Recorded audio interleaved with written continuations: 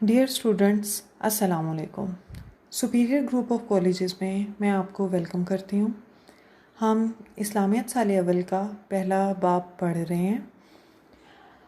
ہمارا آج کا ٹاپک ہے ختم نبوت اور رسالت محمدی صلی اللہ علیہ وآلہ وسلم کی خصوصیات۔ سب سے پہلے ہم پڑھیں گے کہ ختم نبوت کسے کہتے ہیں، ختم نبوت کے لغوی معنی کیا ہیں اور ختم نبوت کا اصطلاحی مفہوم کیا ہے۔ ڈیئر اسٹوڈنٹس، آپ جانتے ہوں گے کہ کوئی بھی انسان اس وقت تک مسلمان نہیں ہو سکتا جب تک کہ وہ ختم نبوت پر ایمان اور یقین نہ رکھ لے۔ ختم کا لفظ عربی زبان کے لفظ ختمہ سے نکلا ہے، جس کے لفظی معنی ہیں مہر لگانا اور بند کر دینا۔ نبوت کے معنی نبیوں کا سلسلہ۔ اس کا اصطلاحی مفہوم ہے حضرت آدم سے لے کر حضرت محمد صلی اللہ علیہ وآلہ وسلم تک نبیوں کا جو سلسلہ شروع ہوا تھا حضرت آدم سے، وہ حضرت محمد صلی اللہ علیہ وآلہ وسلم تک آ کر ختم ہو گیا۔ مطلب آپ صلی اللہ علیہ وآلہ وسلم اللہ تعالیٰ کے آخری نبی ہیں اور آپ کے بعد کوئی بھی نبی نہیں آئے گا۔ ختم نبوت کا آیت کے حوالے سے ترجمہ اور حدیث کے حوالے سے ترجمہ آتا ہے۔ آپ نے آیت کا ترجمہ بھی یاد کر لینا ہے اور حدیث کا بھی، یہ آپ کی بک میں موجود ہے۔ میں حدیث آپ کو یہاں پہ بتاتی چلوں کہ حضرت محمد صلی اللہ علیہ وآلہ وسلم نے فرمایا، میں آخری نبی ہوں اور میرے بعد کوئی بھی نبی نہیں ہے۔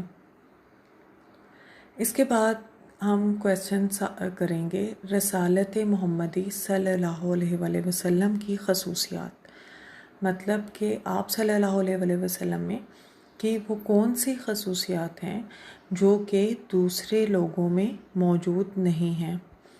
سب سے پہلے ہے عمومیت، کہ حضرت محمد صلی اللہ علیہ وآلہ وسلم کی جو تعلیمات ہیں وہ تمام لوگوں کے لیے ہیں۔ اللہ تعالیٰ پہلے جو بھی نبی اور رسول بھیجتا تھا وہ کسی خاص قوم کی طرف آتے تھے، لیکن حضرت محمد صلی اللہ علیہ وآلہ وسلم کو اللہ تعالیٰ نے تمام انسانوں کے لیے نبی بنا کر بھیجا، اور آپ نے جتنی بھی تعلیمات دیں وہ کسی خاص قوم کے لیے نہیں تھیں بلکہ دنیا میں موجود تمام انسانوں کے لیے تھیں۔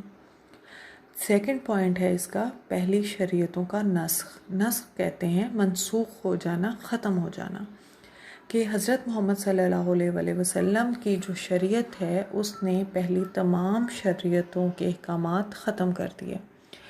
ڈیئر اسٹوڈنٹس، جیسا کہ آپ کو معلوم ہے کہ نماز جو ہے وہ ہر نبی اور رسول پڑھتے تھے، اور نمازوں کا پڑھنے کا ٹائم اور طریقہ مختلف تھا۔ اسی طرح حضرت محمد صلی اللہ علیہ وآلہ وسلم پر بھی نمازیں فرض کی گئیں، لیکن جو آپ صلی اللہ علیہ وآلہ وسلم پر نماز فرض کی گئی وہی نماز جو ہے روز قیامت تک کے تمام لوگوں پر فرض ہے۔ ہم پہلی شریعتوں کو مانتے تو ہیں، حضرت موسیٰ علیہ السلام کی، حضرت عیسیٰ علیہ السلام کی، حضرت داؤد علیہ السلام کی، لیکن ہم جس شریعت پر عمل کریں گے وہ حضرت محمد صلی اللہ علیہ وآلہ وسلم کی ہے اور جس پر عمل کرتے ہیں۔ تیسرا پوائنٹ ہے کاملیت، مکمل، کہ آپ صلی اللہ علیہ وآلہ وسلم نے جتنی بھی تعلیمات لوگوں کو دیں وہ مکمل تھیں۔ آپ صلی اللہ علیہ وآلہ وسلم پر قرآن پاک نازل ہوا، اور قرآن پاک وہ اللہ کی آخری کتاب ہے جس میں اللہ تعالیٰ نے لوگوں کو دین کے حوالے سے اور دنیا کے حوالے سے دونوں طرح سے بتا دیا کہ زندگی کس طرح سے گزارنی ہے، دنیا میں رہتے ہوئے، دنیا کے تقاضوں کو پورا کرتے ہوئے اللہ کو راضی کس طرح سے رکھنا ہے۔ تو اسلام جو ہے وہ ایک مکمل دین ہے اور ایک مکمل ضابطہ حیات ہے جو کہ ہمیں دیا گیا ہے۔ تو یہ بھی حضرت محمد صلی اللہ علیہ وآلہ وسلم کی رسالت محمدی کی خصوصیات کی ایک اہم خصوصیت ہے۔ اس کے بعد فورتھ پوائنٹ ہے جامعیت۔ جامعیت کا مطلب ہے وسیع ہو جانا، تفصیل سے ہر چیز کو بیان کر دینا، کہ حضرت محمد صلی اللہ علیہ وآلہ وسلم نے جو بھی تعلیمات دیں وہ دنیا میں رہتے ہوئے ہمیں ہر مسئلے کو کس طرح سے لے کر چلنا ہے، ہر مسئلے کا کیا حل ہے، وہ سب کچھ ہمیں آپ کی ہی تعلیمات سے ملتا ہے۔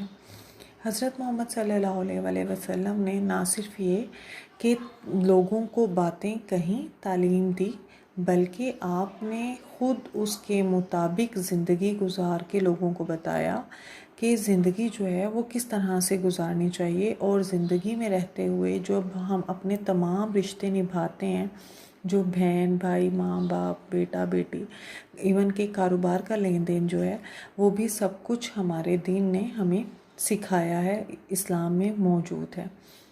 5 پوائنٹ ہے اس کا، حفاظت کتاب، کہ آپ تورات، زبور اور انجیل، یہ جو تینوں کتابیں اللہ تعالیٰ نے دنیا میں بھیجی تھیں، جب نبی دنیا سے رسول چلے گئے تھے تو ان کتابوں میں رد و بدل کی گئی تھی، تحریف کر دی گئی تھی، کہ اس زمانے کے لوگ جو تھے وہ اپنی آسانی کے لیے اپنے رسول کے جانے کے بعد، دنیا سے پردہ فرما جانے کے بعد، اپنی کتاب میں رد و بدل کر دیا کرتے تھے۔ لیکن قرآن پاک وہ واحد کتاب ہے جس میں کسی بھی قسم کی رد و بدل نہیں کی گئی۔ اس کتاب کی حفاظت کا ذمہ اللہ تعالیٰ نے خود کیا، اور آپ دیکھیے کہ آپ صلی اللہ علیہ وسلم کو دنیا سے پردہ فرمائے ہوئے کتنے سال گزر چکے ہیں، مگر قرآن پاک آج بھی اپنی اسی موجودہ حالت میں موجود ہے جس طرح قرآن پاک نازل ہوا تھا۔ 6 پوائنٹ ہے اس میں، ختم نبوت، کہ آپ صلی اللہ علیہ وسلم کو یہ خصوصیت حاصل ہے کہ آپ پر نبوت ختم ہو گئی۔ آپ کے بعد کوئی بھی نبی اور کوئی بھی رسول جو ہے وہ نہیں آئے گا۔